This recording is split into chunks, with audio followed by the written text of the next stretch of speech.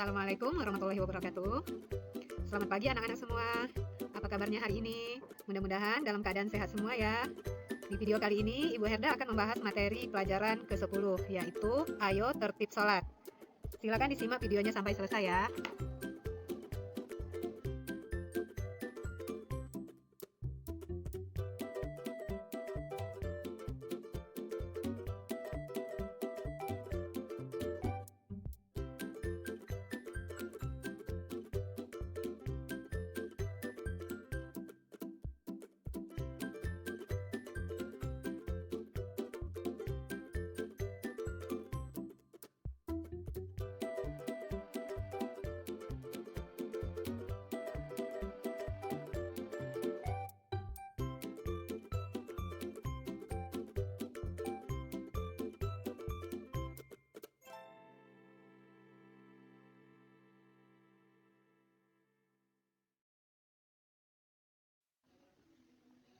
Perintah sholat fardu diterima oleh Nabi Muhammad pada waktu Isra Miraj. Setelah Nabi Muhammad menerima perintah tersebut, kaum muslimin wajib mengerjakan sholat 5 kali sehari. Sholat dikerjakan pada waktu yang telah ditentukan. Sholat merupakan ungkapan syukur kita kepada Allah karena kita sudah diberi banyak kenikmatan. Setiap manusia pasti pernah melakukan dosa. Jika ingin dosa kita diampuni Allah Subhanahu wa Ta'ala, kita harus beristighfar dan memperbanyak ibadah. Salah satu ibadah tersebut adalah sholat. Sholat dapat mengurangi dosa kita sekaligus menambah pahala kita. Oleh karena itu, jangan pernah meninggalkan sholat fardu.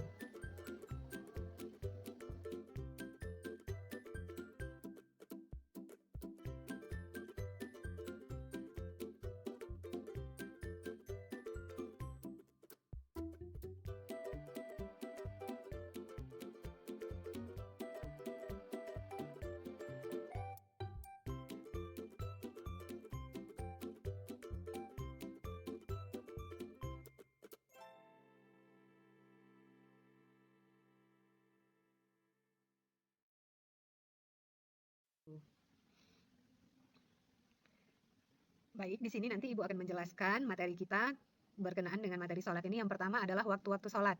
Terus yang kedua ada keserasian gerakan dan bacaan sholat. Terus yang ketiga faedah sholat. Yang keempat pengamalan sholat di rumah dan di masjid. Yang pertama waktu-waktu sholat. Sholat fardu atau wajib bagi umat Islam itu ada 5, yaitu sholat zuhur, sholat asar, sholat maghrib, sholat isya, dan sholat subuh. Kelima, sholat fardu tersebut memiliki jumlah rakaat dan waktu mengerjakan yang berbeda-beda. Ada yang dikerjakan sebelum matahari terbit, siang hari, sore hari, dan ada pula yang dilaksanakan pada malam hari. Yang pertama adalah sholat zuhur. Sholat zuhur ini terdiri atas 4 rakaat. Waktu pengerjaan sholat zuhur adalah siang hari, yaitu ketika matahari mulai condong ke arah barat yang ditandai dengan bayang-bayang sebuah benda sedikit miring ke arah timur, atau kira-kira pukul 12 waktu Indonesia Barat. Waktu sholat zuhur berakhir ketika bayang-bayang benda sama panjangnya dengan benda aslinya, atau kira-kira waktu Indonesia Barat. Terus yang kedua, sholat asar.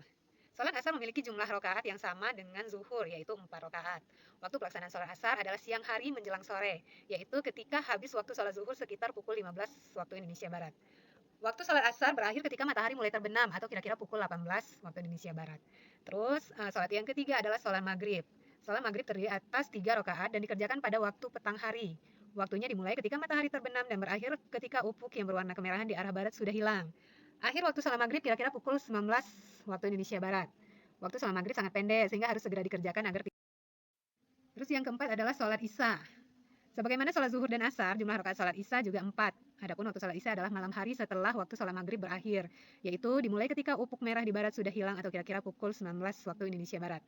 Waktu sholat isya berakhir sebelum terbit fajar atau sebelum sholat subuh, kira-kira pukul 14.15 waktu Indonesia Barat. Jika dibandingkan dengan sholat yang lain, waktu sholat isya adalah yang paling panjang, yakni sepanjang malam. Terus yang kelima adalah sholat subuh. Sholat subuh memiliki jumlah rakaat yang paling sedikit, yaitu 2 rakaat. Sholat subuh dikerjakan pada waktu fajar. Waktunya dimulai ketika terbit fajar hingga terbenam, hingga matahari mulai terbit. Kira-kira pukul 4.15 sampai dengan 5.45 waktu Indonesia Barat. Tanda masuknya waktu sholat biasanya dikumandangkan azan ataupun iqomah. Adapun iqomah itu adalah tanda akan dimulainya sholat. Ke materi selanjutnya itu keserasian gerakan dan bacaan sholat. Yang pertama adalah niat dan takbiratul ihram. Ya. Niat dan takbiratul ihram dilakukan secara bersamaan ketika melaksanakan takbir. Kedua tangan diangkat sejajar dengan kedua telinga, kemudian tangan menghadap kiblat. Pada saat mengangkat tangan, lafal Allahu Akbar diucapkan sekali melalui lisan, sedangkan di dalam hati meniatkan sholat. Terus yang kedua, berdiri. Bagi orang yang sehat dan mampu berdiri, sholat harus dilakukan dengan berdiri. Adapun bagi yang sakit atau tidak bisa berdiri, sholat boleh dilakukan sambil duduk atau berbaring. Setelah mengucapkan takbir, tangan bersedekap. Bersedekap dilakukan dengan meletakkan kedua tangan di bawah dada di atas perut. Kemudian pergelangan tangan kanan diletakkan di atas pergelangan tangan. Pada posisi ini kita mulai membaca doa iftitah. Nah, untuk doa iftitah ini, tolong di rumah dihafalkan ya nak ya.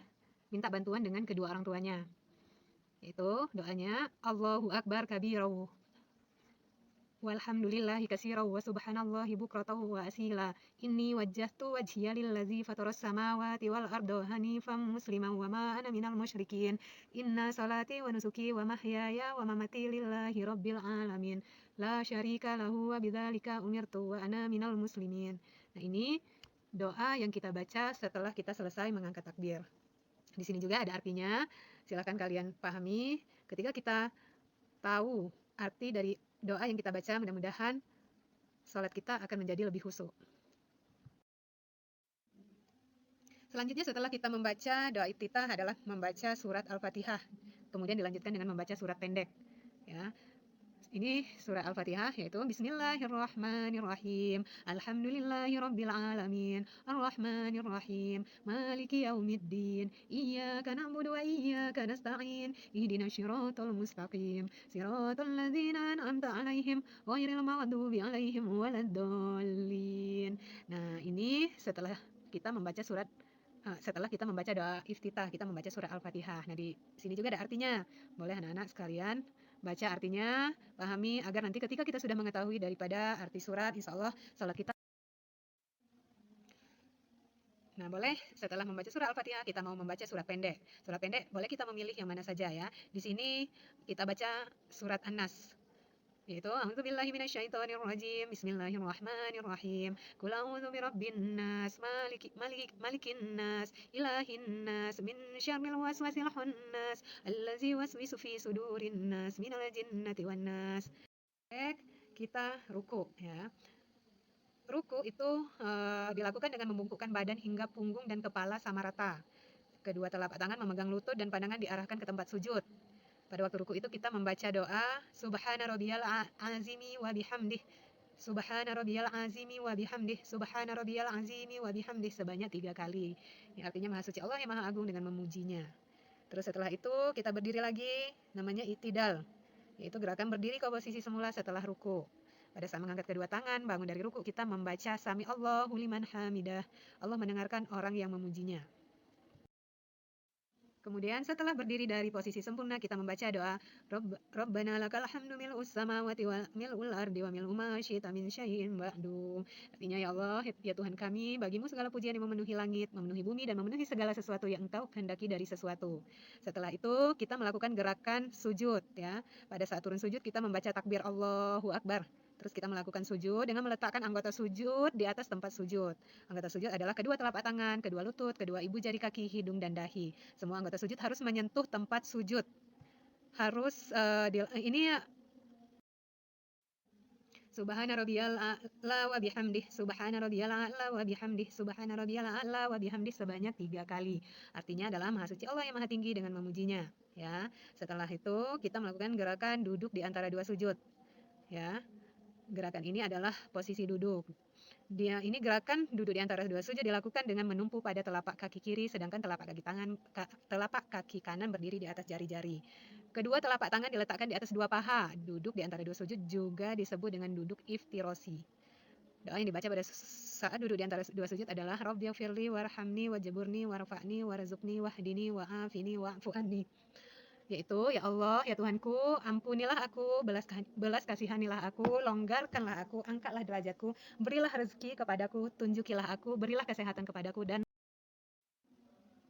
terus gerakan selanjutnya adalah sujud kedua. Kita melakukan sujud kedua ya, dengan bacaan yang sama yaitu Subhana rabbiyal a'la wa bihamdi, itu kita baca sebanyak 3 kali ya. Setelah sujud, yang kedua, selesai sujud kita bangun lagi. Terus berdiri, kita baca surat Al-Fatihah ya.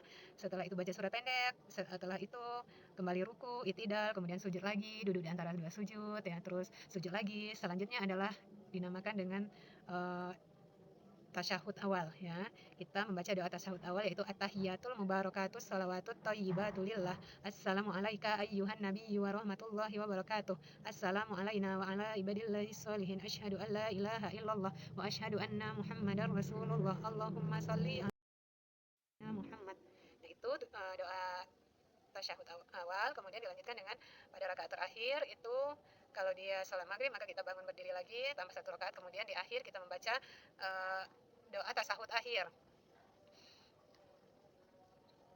Tasahud akhir dilaksanakan pada rakaat terakhir salat setelah sujud yang kedua. Gerakannya adalah duduk dengan posisi kaki kiri dimasukkan di bawah kaki kanan, sedangkan telapak kaki kanan berdiri dengan tumpuan jari-jari kedua tangan.